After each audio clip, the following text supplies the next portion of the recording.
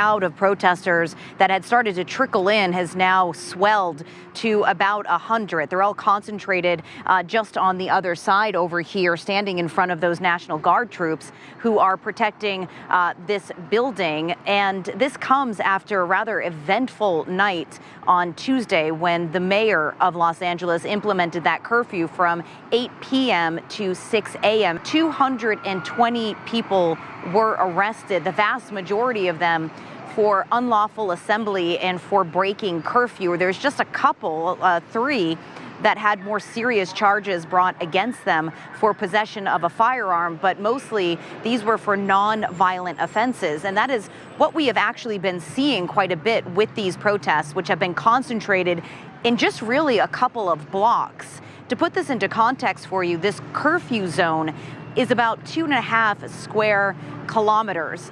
Los Angeles is a city that spans 800 square kilometers. So we're talking about a very small sliver of land. And this is why the authorities here have been saying that local law enforcement have this situation under control. They repeated that in a press conference, and also that they don't need this military buildup. And they really see Los Angeles, which is the second largest city in the United States, as a test case for other cities, especially as we're seeing these protests spreading from coast to coast, with mass protests expected in, Oregon, North Carolina, and Texas. And in fact, Asier, the governor of Texas, Republican there, saying that he has deployed the National Guard preemptively ahead of protests, although he also just gave a press conference and didn't say how many troops have been deployed or what their exact location is. But it is certainly stirring up these feelings of unease in cities across the country.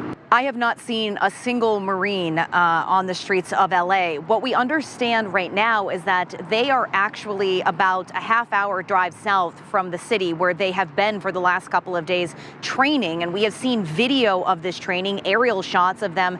It looks as if they are training on how to tackle people to the ground. They are trained to use their weapons, to actually have their weapons, to do their personal protection. They're doing that. But this is crowd control. This is stuff that we do not do usually. And this is working with federal law enforcement and really working. They're in the lead. We're supporting them. It's really about protecting federal facilities and federal personnel as they do their job.